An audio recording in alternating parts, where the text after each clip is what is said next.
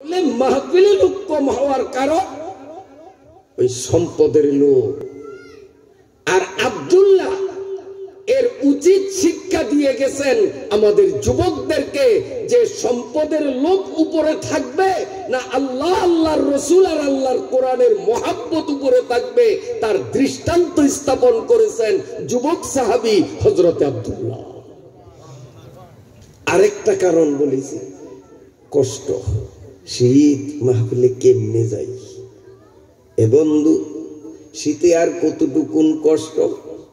ইসলামের জন্য, কোরআনের জন্য আমার নবী কত কষ্ট করলেন, সাহাবায়ে কেরাম কত কষ্ট করলেন, দিন রাত বলে সারা জীবন বলেও শেষ করা যায় না। আল্লাহ পাকের নবী তায়েফের ময়দানে যখন কোরআনের বাণী শোনাবার জন্য গেলেন, তায়েফের যুবকরা আল্লাহর নবীকে হত্যা করার জন্য শত শত যুবকরা দুই হাতে পাথর নিয়া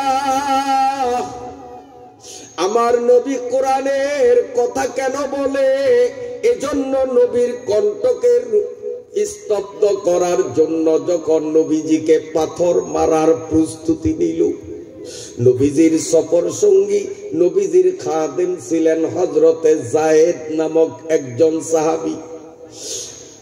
হযরত যায়েদ দু চোখ থেকে পানি ছেড়ে দিলেন, নিজের বুকটাকে পেতে দিয়ে বললেন, এরে তায়েফের যুবকের গোষ্ঠী শোন, তোদের যত লক্ষ আর যত কোটি পাথর মারতে মন চায় আমি যায়েদের বুকে মার, আবার একেবারে মারতে মারতে পিছিয়ে দে, কোনো আপত্তি নাই।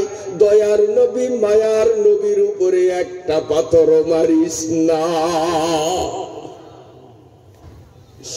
قال النبي صلى الله عليه وسلم لا يؤمن أحدكم حتى أكون أحب إليه من والده وولده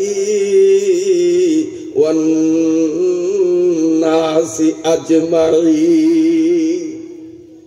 সব ভালোবাসার ঊর্ধ্বে আল্লাহর নবীর ভালোবাসাকে স্থান দিয়ে হযরতে যায়েদ রাদিয়াল্লাহু তাআলা আনহু যখন বুক পেতে দিলেন, আমারে মার, আমার নবীরে মারিস না।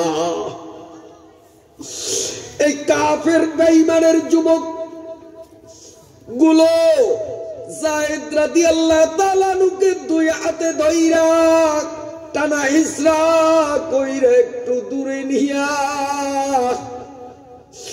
একাই কি অবস্থায় দাঁড়ানো আমার নবীর গায়ে চতুর্দিক থেকে বৃষ্টির মতো পাথর মারলো। মুদেরি এই পিছনে একটা বেয়াদব আছে, একটা দেখেন তো, পিছনে দুই একটা বেয়াদব আছে শোনা যায়, এগুলো আসলেই বেয়াদব, নম্বরই বেয়াদব।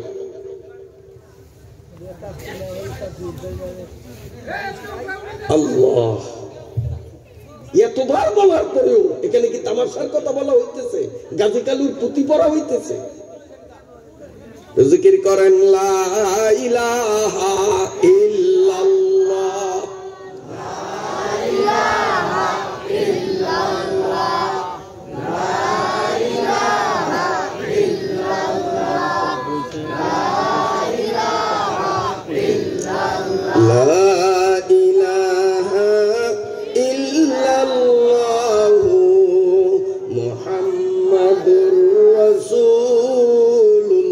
লা কষ্ট হয়নি আপনাদের? কথা বলবো, আয়াত পড়েছি ইনশাআল্লাহ অল্পক্ষণের মধ্যেই সে আয়াতের বিষয় ভিত্তিক আলোচনায় যাব। আল্লাহ আমাদেরকে কবুল ফরমান। আল্লাহর নবীকে টার্গেট পাড়িয়ে বৃষ্টির মতো যখন পাথর মারলো, ওদের পাথরের তীব্র আঘাত আমার নবী সইতে পারলেন না। পাথরের প্রচন্ড আঘাতে দয়াল নবী মাটিতে লুটিয়ে পড়ে গেলেন।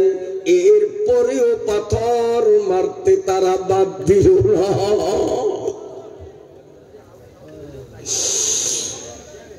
আল্লাহর নবী অজ্ঞান হয়ে গেলেন, সারা শরীরে রক্তে তায়েফ মাটিগুলো লাল হয়ে গেল।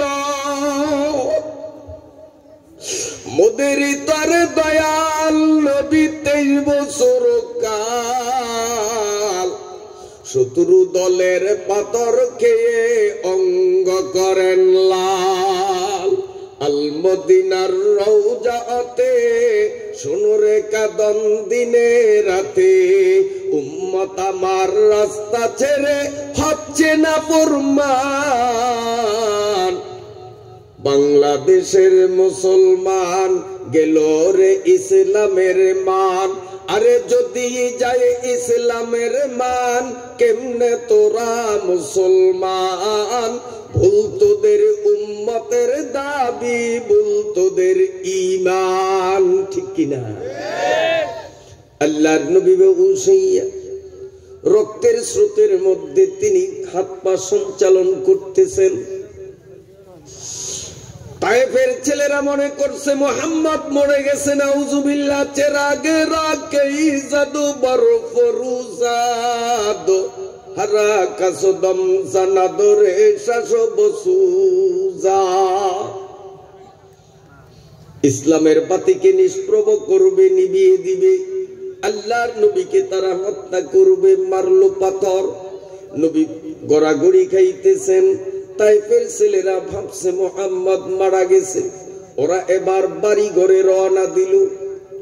যায়েদ ইবনে সাবিতকে ছেড়ে দিল। যায়েদ ইবনে সাবিতের দু চোখ থেকে ঝরে পানি।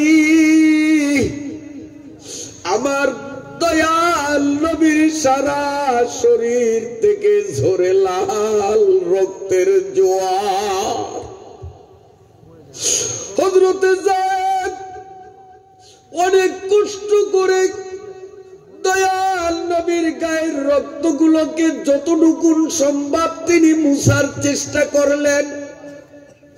এরপরে দয়াল নবীকে দাঁড় করিয়ে নবীজির হাত যায়েদের কাঁধের উপর নিয়ে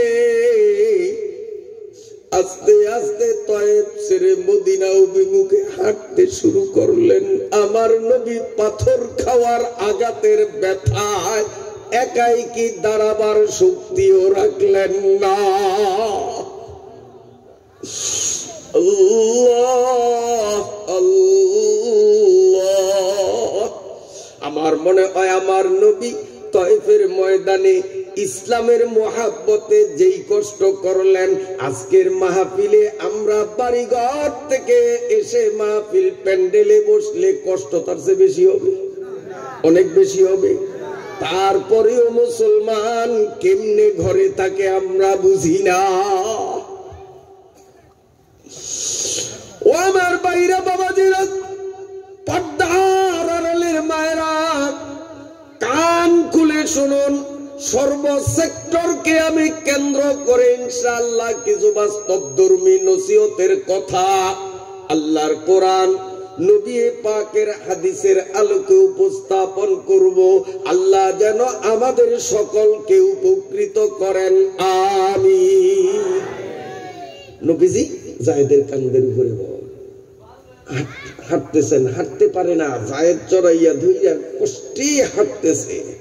দূর থেকে তায়েফের দুষ্ট ছেলেরা লক্ষ্য করছে, যা বুঝলাম তা না, মুহাম্মদ তো মরে নাই, শুধু পালাইতেছে। আবার পাথর নিয়ে আসলো। যায়েদ ইবনে সাবিত দুই চোখের পানি ছাইরা কয়, তোদের পায়ে হাত দিলাম, আমার দয়াল নবীর শরীরে মশা মাছি পর্যন্ত আঘাত করে না। নবীর ওই পুত পবিত্র শরীরে তোরা শুই রাখার জায়গাও রাখলি না, সারা শরীর ফাটাইয়া চৌচির বানাইয়া দিলি। আর একটা পাথরও আমার নবীর গায়ে মারিস না। তোদের মনের জিদ মিটাইতে চাইলে আমি যায়েদের বুক পেতে দিলাম, আমার মাইরাও আমার নবীরে মারিস না। তায়েফের দুষ্ট ছেলেরা বলতেছে, যায়েদ মুহাম্মদ কেন কোরআনের কথা বলে, মুহাম্মদ কেন ইসলামের কথা বলে, কাজী তোমার উপরে আমাদের কোনো আক্রোশ নাই, আমরা মুহাম্মদকে আজকে ছাড়বো না, তাকে শেষ করেই দিব। যায়েদ রাদিয়াল্লাহু তাআলা আনহুকে টানা ইসরা করে দূরে নিয়ে আল্লাহর নবীর অসুস্থ শরীরের উপর আকাশের বৃষ্টির মতো অসংখ্য পাথর যখন পড়া লাগলো, ক্ষত বিক্ষত শরীর থেকে আবারও রক্তের স্রোত বইতে লাগলো। আবার নবী টাস করে জমিনের মধ্যে ধরাশায়ী হয়ে যায়, নবী জমিনে পড়ে যায়। যায়েদ ইবনে সাবিত রাদিয়াল্লাহু তাআলা আনহু দুই চোখের পানি ছাড়িয়া কান্দে আর বলে, মাবুদ রে, কোরআনের কথা বলার অপরাধে, তোমার কথা বলার অপরাধে তোমার বন্ধুরে কি হাল করলো। আল্লাহ, তুমি বুঝি এখনো রহমত দিবা না? কোরআনের পক্ষে কথা বললে এদেরকে স্তব্ধ করার ঘৃণ্যতম অপচেষ্টা যদি কেউ করে, স্বর্ণাক্ষরে লিখে রাখতে হবে এরা সব তায়েফের কাফের বেঈমানদের খালতো ভাই। কোন মুসলমান অন্য কোন মুসলমানকে কোরআনের পক্ষে কথা বললে বাধা দিতে পারে না, ঠিক না বেটি? আমার ভাইরা বাবাজিরা, এইভাবে তায়েফের ময়দানে আমার নবীরে 3 বার তারা রক্তাক্ত করলো। একটা মুহূর্তের জন্য আমার নবী ওদের বদদোয়া দিলেন না, বরং নবী 2 চোখের পানি ছেড়ে ছেড়ে কাঁদেন আর বলেন, আল্লাহুম্মা হাদি কওমি ফাইন্নাহুম লা ইয়ালামুন। আল্লাহ, এরা আমারে চিনে নাই, বুঝে নাই, না বুঝিয়া মারছে, তুমি ওদের উপরে গজব নাজিল করিও না। আল্লাহ, তুমি এদের মাফ করিয়া হেদায়েত দিয়ে দাও। নবীজি দোয়া করছে। আমার ভাইরা, এ হলো শারীরিক নির্যাতন। আমার নবীকে মানসিক ভাবেও তারা নির্যাতন করেছে কথার মাধ্যমে। নবীজির 2 জামাই, ভালো করে শোনেন, ওতবা ওতায়বা, এক জামাইয়ের নাম ওতবা, আর এক জামাইয়ের নাম হলো ওতবা আর ওতায়বা। এরা 2 জন আপন ভাই। বাপের নাম আবু লাহাব, মায়ের নাম উম্মে জামিল, আর ওদের নাম ওতবা ওতায়বা। এই আপন ভাই 2 জন আবার ভাইরা। শ্বশুর আমাদের প্রিয় নবী সাল্লাল্লাহু আলাইহি ওয়াসাল্লাম। আপনারা বলবেন তো, নবীর মাইয়া কাফেরের কাছে কেমনে বিয়ে দিল? ওতবা ওতাবা দুটোটা কাফের। কারণ যখন নবীর মেয়েকে বিয়ে দেন তখন ইসলামের বিধান নাজিল হয় নাই।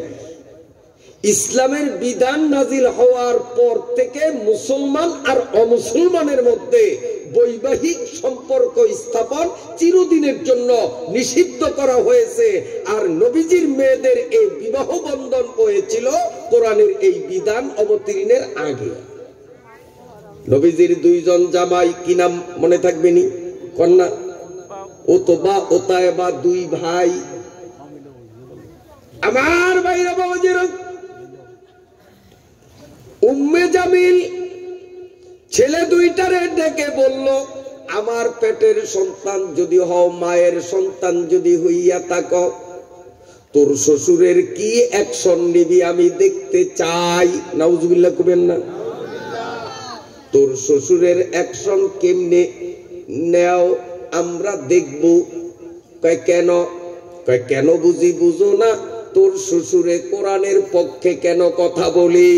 তোর শ্বশুরে এভাবে আল্লাহর কথা কেন প্রচার করে?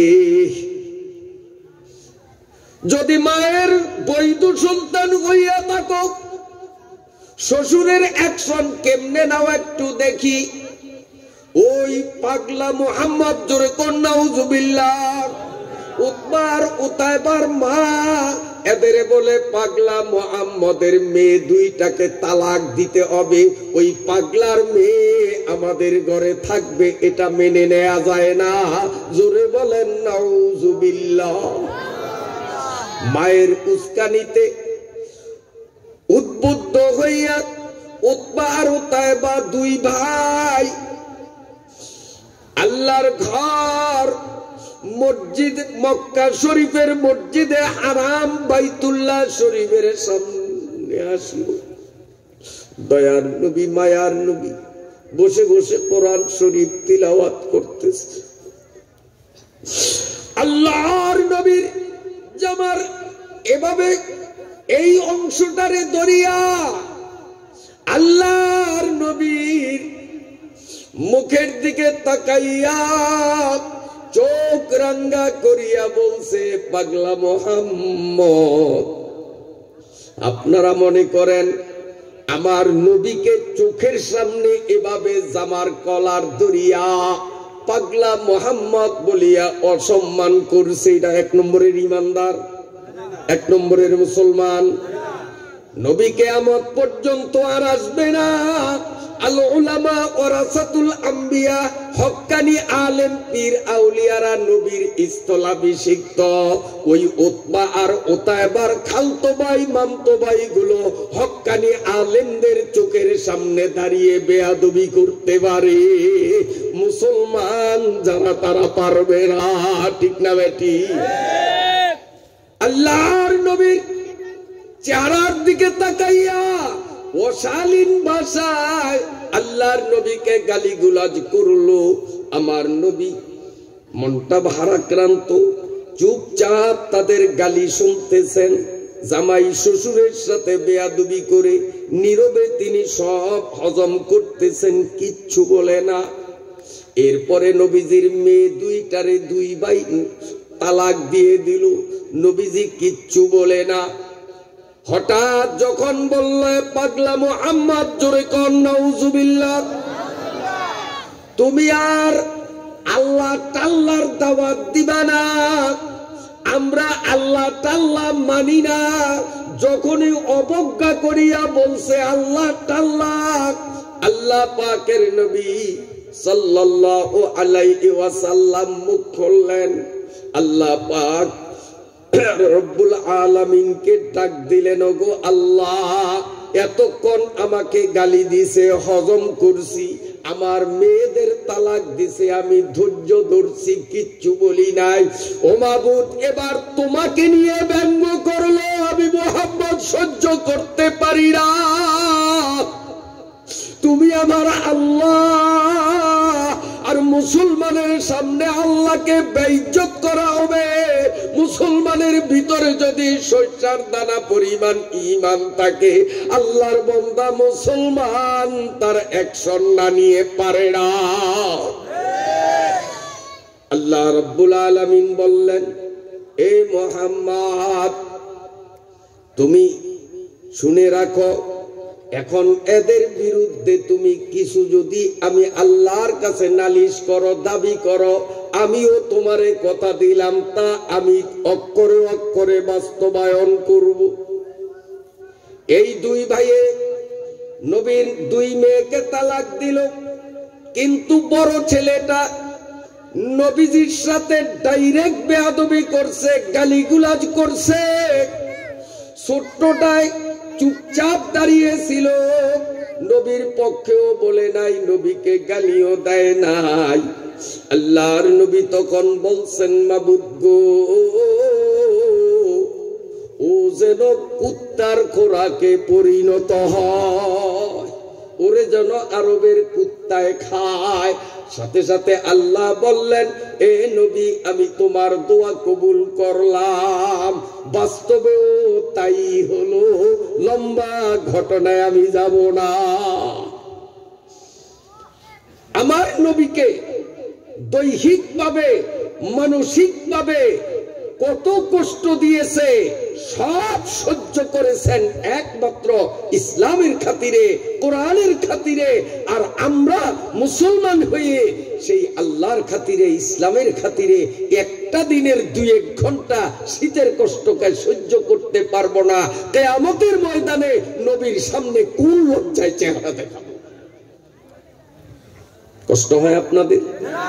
শোনেন, প্রাসঙ্গিক আরেকটা কথা মনে পড়ছে। একদিন হযরত ওমর রাদিয়াল্লাহু তাআলা আনহু, চিনেননি? কোন গ্রামের মেম্বার মনে হয়? কি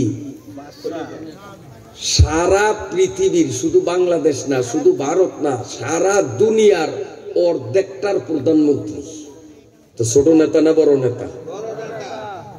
কথা বুঝাইতে পারলাম না?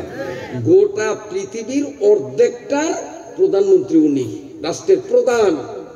সেই মানুষটা রাত্রে প্রজাদের খোঁজ খবর নেয়ার জন্য সিভিল ড্রেসে রাস্তা রাস্তায় ঘুরতে। একদিন দেখেন এক জায়গায় এক যুবক গালে হাত দিয়া খুব টেনশন করতেছে। ওমর রাদিয়াল্লাহু তাআলা আনহু গিয়ে বললেন, এ ভাই, আপনাকে খুব চিন্তাগ্রস্ত দেখা যায়, কি সমস্যা? কারে বেটা শুয়োরের ঘরে শুয়োর সর, আমরা চিন্তা করতে দে। মানে তার মুখ এতই যে খারাপ, অশালীন ভাষায় ওমর রাদিয়াল্লাহু তাআলা আনহুকে গালিগালাজ শুরু করছে। ওমর একটু খেপলেনও না, একটু চেতলেনও না। উনি নরম স্বরে বলেন, ভাইজান একটু বলেন না। কারে গাদার ঘরের গাদা, তোরে কই আমার লাভটা কি? কত মানুষের কইছি, চেনাশোনা মানুষ, এই গ্রামের একটা মানুষ আমার এই কঠিন বিপদে আমার সাহায্যে এগিয়ে আসতে সম্মতি দিল না। আর তোরে চিনি না, অচেনা মানুষ, তোরে কই লাভ কি? তুই সর, আমার একটু দুঃখ বোধ করার সুযোগ দে, তুই সর। গালিগুলার শুরু করছে। ওমর রাদিয়াল্লাহু তাআলা আনহু হাত ধরলেন, ধইরাই কয়, এ মিয়া, তোমার এলাকার মানুষ তোমার উপকার করতে পারে নাই, আমি বিদেশি আগন্তক অপরিচিত মানুষ, একটু তোমার কি সমস্যা বলো, দেখি আমি পারি কিনা। যদি শক্তিতে কুলায় কথা দিলাম তোমার উপকার করব। ওই যুবক বলে, বেটা তুই বড় নাসার বান্দা, গাদার ঘরের গাদা, আমার সময় নষ্ট করবি, তোরে বললে আমার কি লাভ? অকথ্য ভাষায় কিছুক্ষণ গালিগুলোজ করার পরে বলে, শোন, আমি ওমরের দরবারে যাব। কারে করে? ওমরের করে। আমি ওমরের কাছে যাব, এই গ্রামবাসীদের বিরুদ্ধে নালিশ করব, আমার বিপদে কেন তারা এগিয়ে আসলো না। কন্তজার এই সোফাটা এত খারাপ, কথায় কথায় গালি। ও বিপদে পড়লে ওর উপকারে কি মানুষ আসবে? মানুষের ওর বিস্মরক, ওর উপরে আল্লাহর গজব আরো বেশি করুক, এটা কি না? ওর ব্যবহারে ওমরের সাথে কি ব্যবহার করতেছে, সেই মানুষটা সাধারণ মানুষের সাথে কি ব্যবহার করে? কেন, কি সমস্যা? সমস্যা আমার স্ত্রীর প্রসব বেদনা আরম্ভ হয়েছে, এই টাইমে একজন ধাত্রীর প্রয়োজন, কারণ মহিলাদের ওই সময়টা বড় কঠিন মুহূর্ত। জীবন বাজি রেখে সন্তান প্রসব করে আমার স্ত্রীর লক্ষণ ভালো না, একজন ধাত্রীর প্রয়োজন। পুরা গ্রাম ঘুরলাম, কেউ রাজি হলো না এই বিপদে আমার সাহায্যে এগিয়ে আসতে। আমার স্ত্রী হয়তো বাঁচবে না। ওমর রাদিয়াল্লাহু তাআলা আনহু বললেন, ভাই একটু অপেক্ষা করো, আমার জানা মতে একজন দক্ষ ধাত্রী আছে, আমি চেষ্টা করি অতি তাড়াতাড়ি তোমার জন্য ধাত্রী নিয়ে আসবো, খুব দক্ষ অভিজ্ঞ। হযরত ওমর এক দৌড়ে বাড়িতে গেলেন, নিজের স্ত্রীকে ডাক দিলেন, বললেন, তুমি কি জান্নাতে যাবে? কি বলেন স্বামী, জান্নাতে যাব না তো কোথায় যাব? কয়, যদি জান্নাতে যেতে চাও তাহলে একটা কাজ করতে হবে, আমি তোমাকে কি বলবো, তুমি কি মানবে? হযরতে ওমরের স্ত্রী বলেন, স্বামী গো, মুসলিম নারীদের জন্য উচিত হলো স্বামীর বৈধ হুকুমগুলো মান্য করতেই হবে, ফরজ। আপনি আমাকে যা হুকুম করবেন আমি মানব। জীবনে আপনার কথাকে আমি অমান্য করি নাই। কি বলবেন? যদি আমার শক্তিতে কুলায় আমি তা মানব। ওমর রাদিয়াল্লাহু তাআলা আনহু বললেন, একটা মহিলার প্রসব বেদনা শুরু হয়েছে, কঠিন মুহূর্ত, এই সন্তান খালাসের জন্য ধাত্রীর প্রয়োজন, তুমি ধাত্রী কি হতে পারবি? যদি আমাদের মেম্বার সাহেবের বউকে এমন বলতো, আমি মেম্বারের বউ, আমি যাবো এই নিম্নমানের কাম করতে, চেয়ারম্যানের বউ তো বাদই দিলাম, এমপিটার তো কল্পনাই নাই, ছোট্ট একটা ওয়ার্ডের মেম্বারের বউরে যদি এই প্রস্তাব দেওয়া হতো, তো বউ কি কন, আপনি চিনেন আমি মেম্বারের বউ, আমি যাবো এই ধাত্রীর কাছে, ঠিক না বেটি? এ পর্দার আড়ালের মায়েরা ভালো করে শুনো, ক্বালান নবী সাল্লাল্লাহু আলাইহি ওয়াসাল্লাম, আল মারআতু ইযা সাল্লাত খামসাহা ওয়া সামাত শারআ ওয়া আহসানাত ফারজাআ ওয়া আতাআত বালাহা ফালতাদখুল মিন আইয়ি আবওয়াবিল জান্নাতি শাআত। ব্যাখ্যা দিতে পারবো না গো মা, কান খুলে শোনো, শুধু লিস্টি দেই, সূচি দেই। আল্লাহর নবী বলেন, যে কোনো মুসলমান মহিলা হাতে গোনা 4টা কাজ করবে, আমি সত্য নবীদের তৈন কণ্ঠে ঘোষণা দিলাম, এই মহিলা মরার সাথে সাথে মহিলার সম্মানার্থে আল্লাহ রাব্বুল আলামিন 8 বেহেশতের সব দরজাগুলি খুলিয়া তাকে ওয়েলকাম জানাবে, রিসিপশন জানাবে, অভিনন্দন স্বয়ং আল্লাহ জানাবেন। গোতে আল্লাহ মোমেনারা মাই ডিয়ার আদপতে হাবাবে জান্নাত কাম হিয়ার, বেহেশতের 8 দরজার থেকে মা তোমারে ডাকবি, যদি তুমি এখন 4টা কাজ করে যেতে পারো। আল্লাহ বলবেন, 8 বেহেশতের সব দরজাগুলো তোর জন্য খুলে দিলাম, আমার জান্নাতে যে কোনো দরজা দিয়ে ইচ্ছা ঢোকার অধিকার তোমারে দিয়ে দিলাম। আল্লাহ নিজে এভাবে তোমাকে ওয়েলকাম আর রিসিপশনের মাধ্যমে জান্নাতে বরণ করবে। কাম মাত্র কয়টা?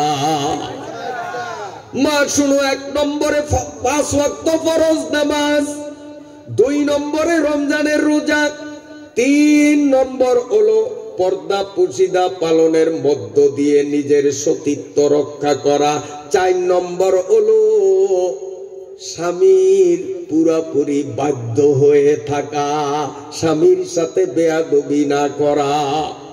وقال النبي صلى الله عليه وسلم أيما امرأة ماتت وزوجها عنها راضٍ دخلت الجنة। নবী বলেন, যেই মহিলা কথায়, কাজে, আচার আচরণে, খিদমতে স্বামীর মনস্তুষ্টি অর্জনে সক্ষম হবে, নবী বলেন এই মহিলা মরতে দেরি, জান্নাত পেতে দেরি হয় না। ওমরের স্ত্রী কন, এ স্বামী, অর্ধজাহানের সম্রাটের বউ হিসাবে আমি গর্ব করব না, আপনি আমার স্বামী, আমি আপনার স্ত্রী, আপনি আমাকে যদি এর থেকেও নিম্নমানের কোনো কাজ করতে হুকুম করেন আমার উপরে, সেটা মান্য করা ফরজ। আমি অর্ধজাহানের সম্রাটের বউ হিসাবে আত্মগরিমা দেখাবো না, তাড়াতাড়ি চলেন, প্রয়োজনীয় জিনিসপত্র নিয়া।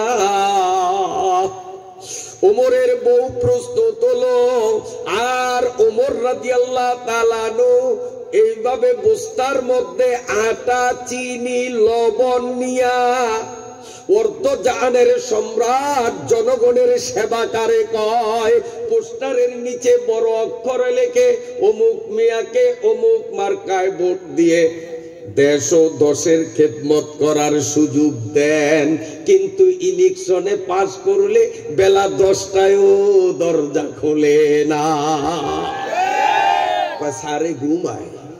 সারে ঘুমায় 10টা পার হয়ে গেছে। আর ইলেকশনের আগে পা ধুয়ে শোয়া লাগে না। গ্রামের মানুষ বিলে কালের থেকে কাজ করে ময়লাযুক্ত পানিও যদি শোন, দেখবেন আপনাদের কেরামতি কত। সকালে ঘুম থেকে উঠলে দেখবেন যে পা একবারে ক্লিন, পরিষ্কার, ময়লা নাই। মানে আপনারা জৈনপুরের পিসাবের থেকেও বড় ওলি আল্লাহ।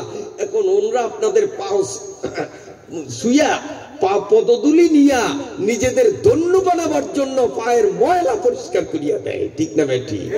কিন্তু যখন ছলে বলে কলে কৌশলে পাস করতে পারে, টোনা আর টুনির কিচ্ছার মতো গাছের আগায় উঠাই টুন টুন টুন। আগে ক্লাস 1-এর বইতে কিচ্ছা ছিল না, টোনা টুনির গল্প। আমগো বর্তমান অবস্থা তাই। আসলে আমার মনে হয় দুঃখ লাগে, আপনারা বিরক্ত হন। দেশ ও দশের খেদমত করার সুযোগ দিন কথাটা না লিখিয়া যদি এমন লিখতো, আমাকে অমুক মার্কায় ভোট দিয়ে দেশের ও দশের খেদমত করার সুযোগ দিন, সত্য হইতো।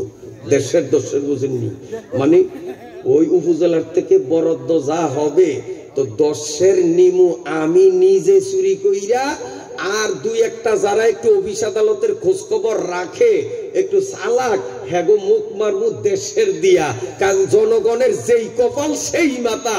এজন্য পোস্টারে লেখা উচিত দেশের ও দশের খেদমত করার সুযোগ দেন। কিসের দেশ আর দশের? আল্লাহ। হযরত ওমর ফারুক রাদিয়াল্লাহু তাআলা আনহুর স্ত্রী ধাত্রী হিসাবে প্রস্তুত হলেন, আর অর্ধজাহানের সম্রাট আটা, লবণ, চিনি বস্তা বইরা নিজের মাথায় নিলেন। দুজন তড়িঘড়ি করে গেলেন, স্ত্রীকে ঘরের ভিতরে ঢুকিয়ে দিলেন, আর নিজে ওমর বাইরে বসে আটাগুলো পানি দিয়ে গললেন, খামির বানালেন, রুটি সেকলেন। এরপরে ওই চিনি বাগুর পানিতে মিশিয়ে ওতে রুটি ভিজিয়ে ভিজিয়ে ওমর রাদিয়াল্লাহু তাআলা আনহু নিজে ছিঁড়ে ছিঁড়ে ওর মুখের মধ্যে দেয়। তখন ওই লোকটা চোখের পানি ছাড়িয়া কান্দে আর বলে, যুবক রে, আল্লাহর জগতে তোর মতো এমন সৎ মানুষ আর হয় না। উমরিয়া সোরারে কে এত বড় ক্ষমতা দিল? অর্ধজাহানের সম্রাট, অর্ধজাহানের সম্রাটের চেয়ার তোর জন্যই মানা। উমরিয়ারে ওই চেয়ারে বসাইল কা মানুষে। ওহনো গালিয়ায়, ওহনো গালিয়ায়। তো উমরিয়ারে শেষাইয়া তাই না ওই রাজ সিংহাসন থেকে নামাইয়া তোরই সেখানে বসানো উচিত। তোর মতো মানুষ হয় না। ওমর রাদিয়াল্লাহু তাআলা আনহু তখনও কিচ্ছু বলে না। এরপরে এই যুবকরে খাওয়াইয়া শান্ত বানাইয়া এবার রুটি ঘরের মধ্যে পাঠাইয়া দিলেন। স্ত্রীকে বললেন, রুটি ছিঁড়া ভিজাইয়া নরম কইরা ওর বউরে খাওয়াও। ওই অবস্থায় তাকে এভাবে খাওয়াইল। কিছুক্ষণ পরে চাঁদের মতো ফুটফুটে একটা পোলা আল্লাহর ফজলে দুনিয়ায় আসলো। এবার ওমর রাদিয়াল্লাহু তাআলা আনহুর স্ত্রী ঘরের দরজায় দাঁড়াইয়া ডাক দিলেন, হে অর্ধজাহানের সম্রাট উমর, আল্লাহর ফজলে এই মহিলার পেট থেকে চাঁদের মতো ফুটফুটে অতীব সুন্দর অবয়ব একটা পুত্র সন্তান আল্লাহ দান করেছে। আমি আল্লাহর শুকরিয়া আদায় করি যে আমি মহিলার যথাযথ খিদমত করতে পেরেছি, আলহামদুলিল্লাহ। আচ্ছা, এতক্ষণ ওমরের চিনে নাই, গালিগুলাস করছে, বেয়াদবি করছে। ওমরের বউ পর্দার আড়াল থেকে যখন ডাক দিলেন, হে অর্ধজাহানের সম্রাট ওমর, এখন তোমরে চিনছিনি?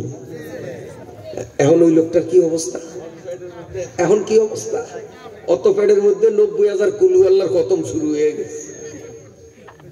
ওমর রাদিয়াল্লাহু তাআলা আনহুর পাও জড়াইয়া ধরছে, হে ওমর, আমি তোমারে চিনি নাই, বহু বেয়াদবি করেছি, অক্ষমাযোগ্য অপরাধ করেছি, আমারে মাফ কইরা দাও।